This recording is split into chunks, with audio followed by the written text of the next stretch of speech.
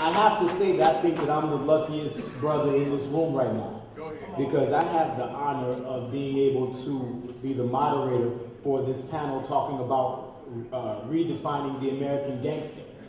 Now, I know that when some people, we like to cast judgments on individuals all the time, don't we, in the black community?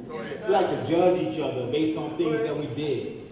And so a lot of people, when they saw it, they said, well, Rick Ross, Frank Lucas, why are you all bringing them to some place like Saviour's Day? Well, first of all, the minister wanted it. So that's diversity. But if there's a group that believes in allowing everyone to tell their story of redemption, I can't think of a better location and a better atmosphere to come in and to speak at Saviour's Day with the Nation of Islam, members of the Nation of Islam, and others who have joined us all from across the United States. Do you agree with that? Yes, sir. As far as my family goes, I always kept a close-knit family from the day I was born, I guess, until now. My mama taught me how to pray. If I die, my soul get lost. It ain't nobody's fault but mine. I want to tell you something. I got a son sitting over there now I love better than anything in the world. I got 7 kids, and I love all my kids. Every one of them. Every one of them. We kept it together. I don't know how, but me and my little Puerto Rican wife over there, we kept it together. We've been together since 1969. Right.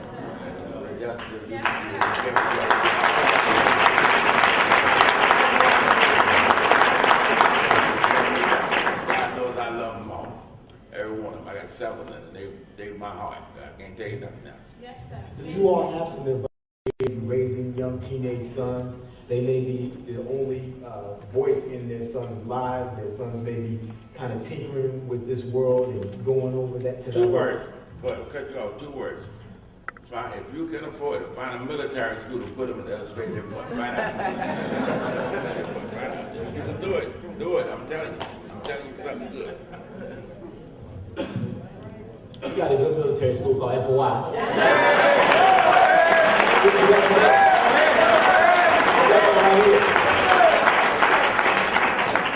I think that we all have to pay close attention to our children, and we also have to listen to what they're saying. And they'll tell you what's going on if you're paying attention to them. Too often it's not.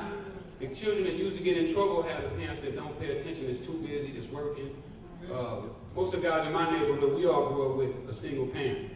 And our mothers was away, so we really ran our own neighborhoods. When they at work, we get out of school, we don't have nothing to do, so we run the neighborhood and find things, mischief to get into.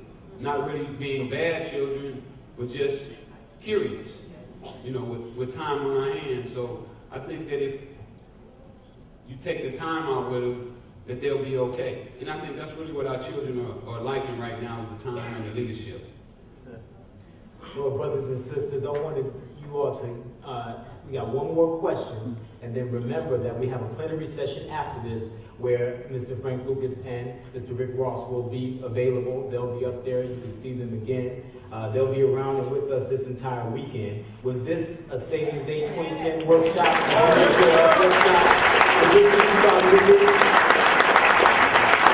Assalamu alaikum, everybody. Happy Saviour's Day. This is Omar Muhammad from A1 Video. I wanted to ask both of you gentlemen about the business aspect. I know the speaking is great. To go around to the schools, talk to the children, teach them to do the right thing. But the imagery on the street, it remains the same. The fine cars, the money, the roads, that's what they attracted to. They always going to be. So the thing is, you two are business geniuses. That's the way I see it. You are geniuses up here. How can that talent be used on the business aspect? The foundation is great. Shah just touched that. That's a beautiful thing. But how can you take young boys or men and train us to be business geniuses like yourself in a righteous way? Excuse me. First of all, I didn't just start teaching this when I got out of prison. When this so happened, when I walked through the door, I ran into one of the brothers that was in prison with me, who's a correctional officer, Brother Taylor.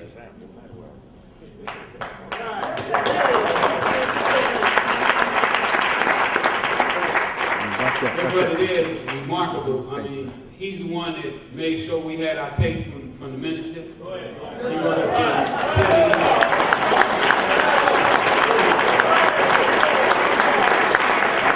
he know what I was doing there with the brothers. He saw my work right there on the compound, and you know, he was one of the ones that encouraged me to keep going. And when I walked through the door, he was the first person I saw. So, to answer your question is that not only am I talking the talk, but I'm walking the walk right now. I've already started. I mean, I'm in so many businesses right now. I got a bells bomber service that I partnered up with somebody. What I do is I find people with businesses that are not doing as well as they could be, and I go in and I start helping them just on the strength. Right. I don't want no money. I ain't looking for nothing from them right off the bat. Not until I make the business better. So when I go around and I talk to the kids, I let them know that. And I try to take as many as I can around with me when I go. I'm starting a trucking company right now. I hooked up with a guy who does truck repos. So they get trucks that are not working, and when they get those, they just basically throw them away. So I picked up 3 trucks like that there, diesel trucks. So I'm taking my entrepreneur skills and I'm putting them in ways that they can see. Because one of the problems with us is we don't have people that we can see doing business. Exactly, yes. Our young ball players, the reason that they're letting these white people control their money because they don't trust blacks. They don't trust us. And I know that they're looking for somebody that they can hand $30, $40 million and know that they're going to get their money back. You know, right now I'm doing my movie myself independently. I'm raising the money on my own. I turned Hollywood down, I turned Sony down, I walked out on the president of Sony Pictures, the president of Universal, because I'm going to show our people that we can do things on our own. You know, those days of niggas not being able to do shit is over with as far as I'm concerned. I'm going to show them that we can do anything. If Frank can go over to the jungles and what's the name? That's it. That's right.